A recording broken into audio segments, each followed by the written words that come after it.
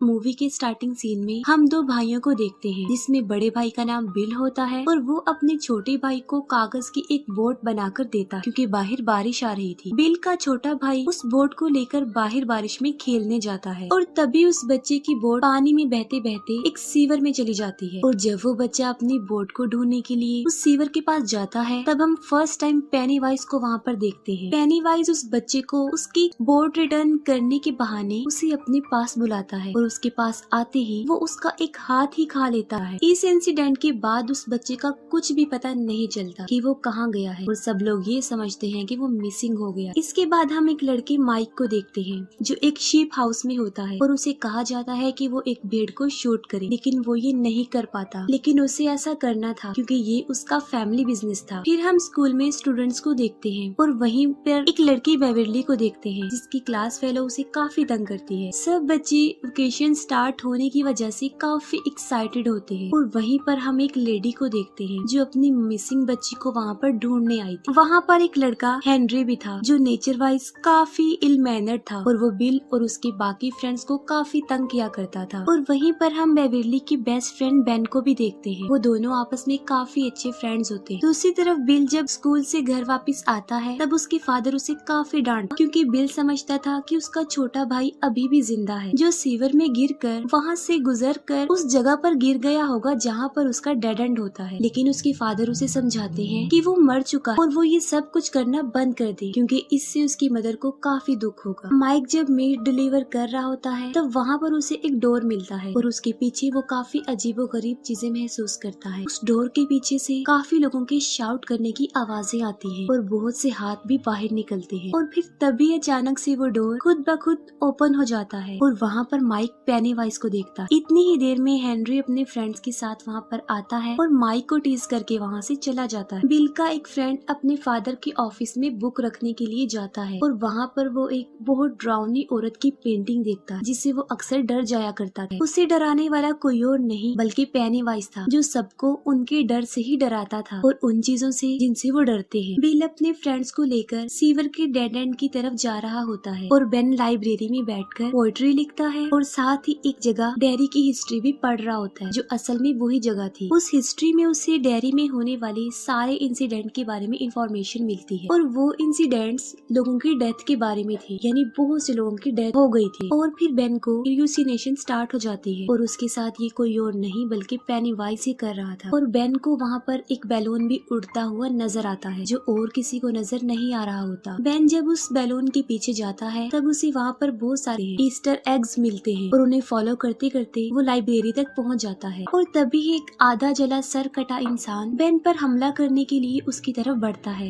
लेकिन बेन वहाँ से भाग जाता है। बेन जब वहाँ से जा रहा होता है, तब हेनरी और उसके फ्रेंड्स उसे पकड़ लेते हैं, उसे काफी परेशान करते हैं और यहाँ तक कि हेनरी एक नाइफ से उसके पेट पर एच लिख देता है। इसी दौरान कार में एक कपल भी वहाँ से गुजरता है और बेन उनसे हेल्प मांगता है, लेकिन वो लोग उसकी एक नहीं सुनते। उसी कार में बेन एक रेड बैलून देखता है, जिससे ये साफ जाहिर था कि वो कपल जो गाड़ी में बैठा हुआ है, अब वो भी पेनीवाइज के कब्जे में आ चुके हैं। तभी किसी तरह बेन अपनी जान छुड़ाकर वहाँ से भाग जाता है और वो बैड ग्रुप उसका पीछा करते हैं। दूसरी तरफ बिल अपने फ्रेंड्स के साथ उस सिटी के सीवर के डेड एंड पर अपने भाई को ढूंढ रहा होता है, लेकिन वहाँ पर उसे किसी और बच्चे का जूता मिलता है। लेकिन इससे पहले कि वो सब लोग बिल के भाई को ढूंढने के लिए अंदर जाते, इंजर्ड बेन वहाँ पर आ जाता है। वहीं पर बिल का एक फ्रेंड बिल के छोटे भाई को ढूंढने के लिए अंदर चला जाता है और वहाँ पर उसे बहुत सारे गोस्ट नजर आते हैं। उसे वहाँ पर बहुत सारी सॉल्स नजर आती है और पेनीवाइज उसे मार डालता है। बिल और उसके बाकी फ्रेंड्स बेन के लिए बैंडेज इक्विपमेंट्स ले रहे होते हैं, लेकिन उनके पास पैसे कम होते हैं। उसी मार्केट में बेवरली भी होती है, जो मेडिसिन लेने में उनकी हेल्प करती है। और फिर ये फ्रेंड्स ग्रुप बेवरली को उनके साथ तालाब पर चलने के लिए इनवाइट करते हैं। बेवरली जब घर पहुंचती है, तब उसके फादर एज यूजुअल उसके साथ काफी अजीब बिहेव करते हैं। अपने फादर के बिहेवियर की वजह से बेवरली काफी अपसेट रहती थी और इस बार तो वो इतनी दुखी होती है कि वो अपने बाल काट लेती। फिर वो सब फ्रेंड्स और बेवरली तालाब पर काफी इंजॉय करते हैं। ये सब फ्रेंड्स मिलकर बेन के घर जाते हैं और वहाँ पर उसका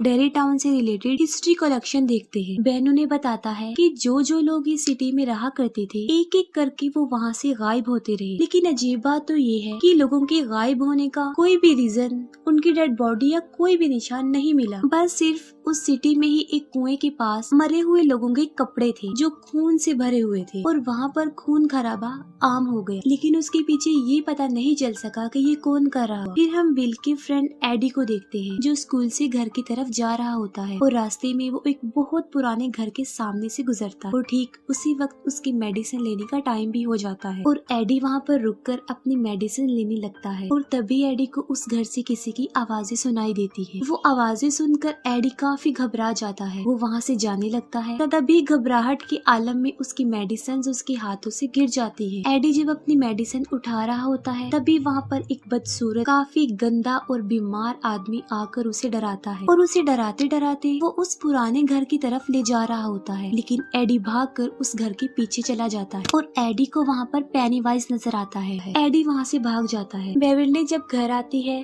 तब उसे एक पोएट्री कार्ड मिलता है जिसे पढ़ने के लिए वो वॉशरूम में जाती है। बेवर्ली जब वो पोएट्री पढ़ रही होती है तब उसे वॉश सिंक से बच्चों की आवाजें सुनाई देती है। बेवर्ली जब एक मेजरिंग टेप उस सिंक के अंदर डालकर बाहर निकालती है तब वो खून से भरा हुआ वापस आता है और उस पे इंसानी बाल भी लगे होते हैं जो बेवर्ली की पूरी बॉडी से लिपट जाते हैं और उसे अंदर की तरफ खींचते हैं। इसके बाद उस वॉश सिंक से बहुत सारा खून तेजी से बाहर निकलता है और पूरा वॉशरूम और बेवर्ली खून से भर जाते हैं। बेवर्ली के रोने की आवाज सुन के उसके फादर भी वहाँ पर आ जाते हैं लेकिन वो ऐसा रिएक्ट करता है जैसे वहाँ पर कुछ भी नहीं हुआ। बिल जो कि अपने छोटे भाई को काफी मिस कर रहा होता है लेकिन तभी वहाँ पर उसे किसी के होने का एहसास होता है और वहीं पर उसे किसी के पाँव के निशान भी मिलता है और जब वो उन पैरों के निशान के पीछे जाता है तब उसे उसका छोटा भाई नजर आता है जो उसे बेसमेंट में ले जाता है। पहले बिल का छोटा भाई उसे इमोशनली ब्लैकमेल करता है और फिर देखते ही देखते एक शैतान में तब्दील हो जाता है और तभी वहाँ पर पेनीवाइज भी आ जाता है जो बिल पर अटैक कर देता है। लेकिन ठीक वक्त पर बिल अपनी जान बचा वहाँ से भाग जाता है। फिर बेवर्ली उन फ्रेंड्स को अपने घर बुलाकर उन्हें अपना वॉशरूम दिखाती है। सब बच्चे भी देखते हैं कि वहाँ पर बहुत ज्यादा खून है लेकिन बेवर्ली सोचती है कि उसके फादर को वो क्यों नहीं नजर आ। फिर वो सब मिलकर वॉशरूम क्लीन करते हैं। वो फ्रेंड्स आपस में डिस्कस करते हैं कि कुछ न कुछ तो गड़बड़ जरूर है क्योंकि उन लोगों के साथ भी कुछ न कुछ अजीबोगरीब हो रहा है और वो जोकर उनको भी नजर आता है। तभी कुछ दूर फासले पर उन्हें हेनरी की कार और माइक की साइकिल नजर आती है और वो माइक को बचाने के लिए फौरन भागते हैं। दूसरी तरफ हेनरी और उसके फ्रेंड्स जबरदस्ती माइक को कच्चा गोश्त खिलाने की कोशिश करते हैं और उसे काफी पीटते भी हैं। तभी कुछ दूर फासले पर माइक को पेनीवाइज नजर आता है जो एक बच्चे का हाथ खा रहा था और साथ साथ वो माइक को एक अजीब सी स्माइल भी दे रहा था और तभी फौरन वो फ्रेंड्स वहाँ पर पहुँच जाते हैं और हेनरी और उसके फ्रेंड्स पर पत्थरों की बारिश कर देते हैं और वो लोग माइक को सेव कर लेते हैं। फिर वो ग्रुप मिसिंग होने वाले बच्चों के पोस्टर देख रहे थे। तभी बेन उन्हें बताता है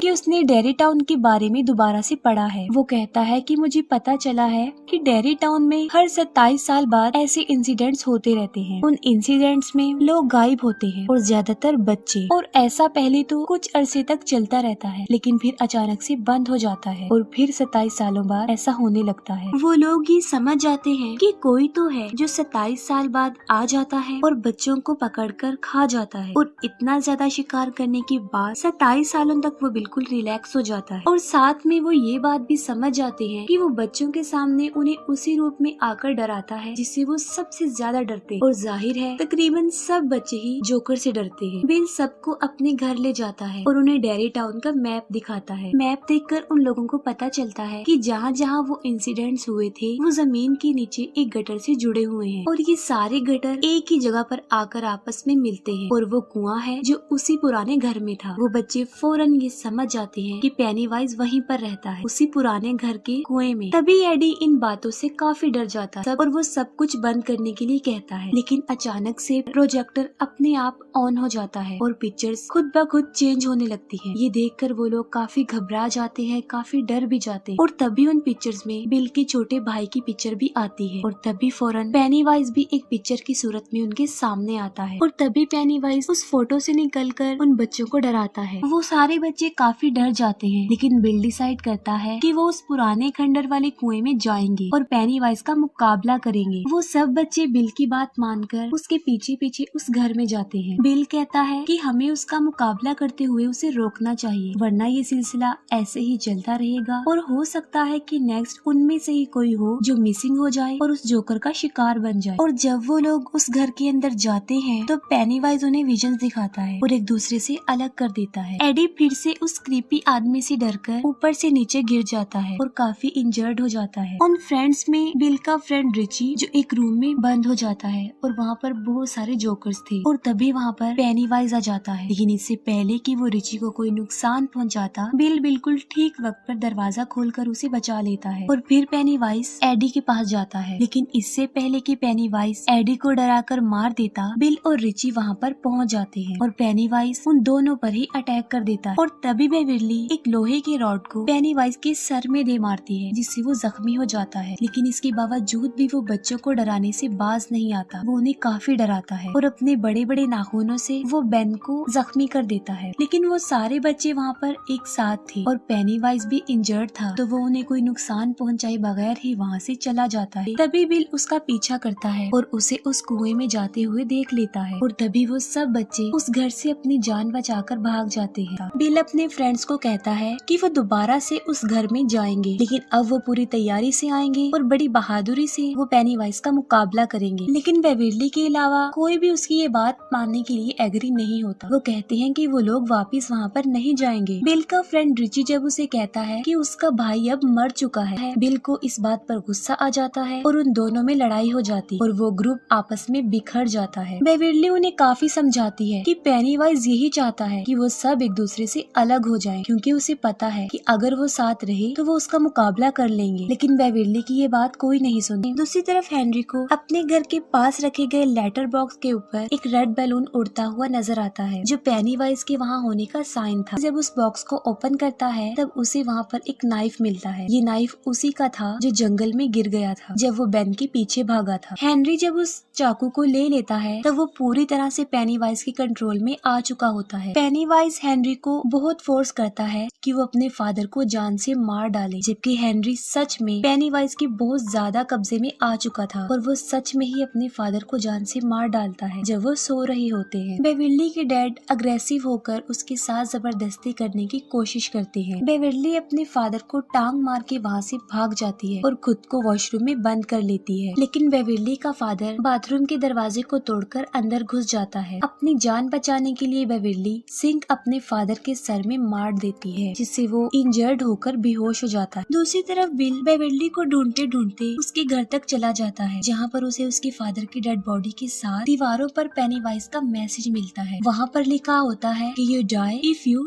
ट्राई। बिल अपने सब फ्रेंड्स को बताता है कि पेनीवाइज बेविरली को ले गया है और वो बेविरली को बचाने के लिए फिर से एक हो जाते हैं और फिर वो लोग दोबारा से उस घर में आते हैं। लेकिन इस बार वो अपनी पूरी तैयारी से पेनीवाइज का मुकाबला करने के लिए हथियार भी अपने साथ लाए होते हैं। दूसरी तरफ बेविरली के ऊपर खून के कुछ कतरे गिरते हैं, जिससे वो होश में आती है और वो देखती है कि वो एक गटर में है, जहाँ पर कचरे का एक बहुत बड़ा ढेर काफी ऊंचाई तक लगा होता है और वहाँ पर बच्चों की डेड बॉडीज भी हवा में फ्लाई करती है। तब बेविरली वहाँ से भागने की कोशिश करती है, लेकिन पेनीवाइज उस पर अटैक कर देता है और उसे काफी डराता है। लेकिन बेविरली नहीं डरती। बेविरली बड़ी बहादुरी से उसका मुकाबला करती है। पेनीवाइज जब देखता है कि वो उसे नहीं डर रही तो वो उसे उसका असली रूप दिखाता है और वो पेनीवाइज की एक डेड लाइट भी थी। उसे देख बेविरली फौरन बेहोश हो जाती है। सारे बच्चे कुएं से नीचे उतर जाते हैं, लेकिन सबसे लास्ट में जब माइक की बारी आती है तब हेनरी उस पर अटैक कर देता है। वो उसे मारने की कोशिश करता है, लेकिन माइक उसका मुकाबला करके कुएं से उसे काफी नीचे गिरा देता है।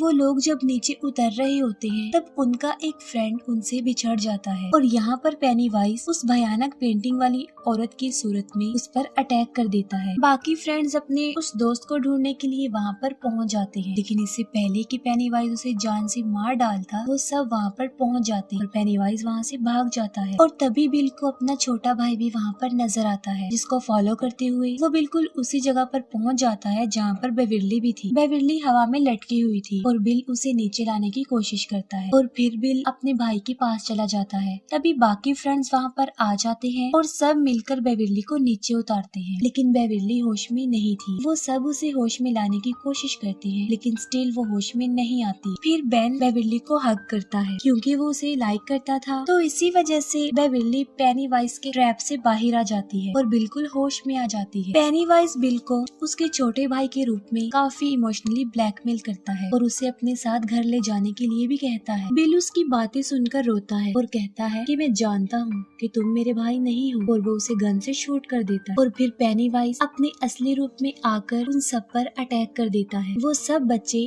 एक होकर उसका मुकाबला करते हैं, लेकिन फिर पेनीवाइज बिल को पकड़ लेता है। पेनीवाइज उनको बताता है कि तुम लोग मुझसे जितना डरोगे मेरी पावर उतनी ही ज्यादा बढ़ती जाएगी। वो कहता है कि तुम बिल मुझे दे दो, उसके बदले में मैं तुम्हारी जान बख्श दूंगा और तुम यहाँ से चले जाओ। मैं इसे खाकर 27 सालों तक सोने के लिए चला जाऊंगा और तुम लोग भी अपनी लाइफ में वापस चले जाओ। पेनीवाइज के यही अल्फाज उसी पर भारी पड़ जाते हैं। वो सब बच्चे बिल्कुल एक होकर उससे लड़ते हैं। पेनीवाइज उन बच्चों को हर उस रूप में डराने की कोशिश करता है जिससे वो सबसे ज्यादा डरते हैं, लेकिन वो बच्चे नहीं डरते। लेकिन अब पेनीवाइज उनसे डरने लगता है क्योंकि वो सब एक थे और डर भी नहीं रहे थे, और यहाँ तक कि मार मार के भी वो पेनीवाइज को काफी जख्मी कर चुके थे। उन बच्चों का बिल्कुल एक हो जाना पेनीवाइज को हारने पर मजबूर कर देता है और पेनीवाइज डरते हुए भूखा ही 27 सालों के लिए सोने के लिए चला जाता है। ये मूवी यहीं पर एंड हो जाती है।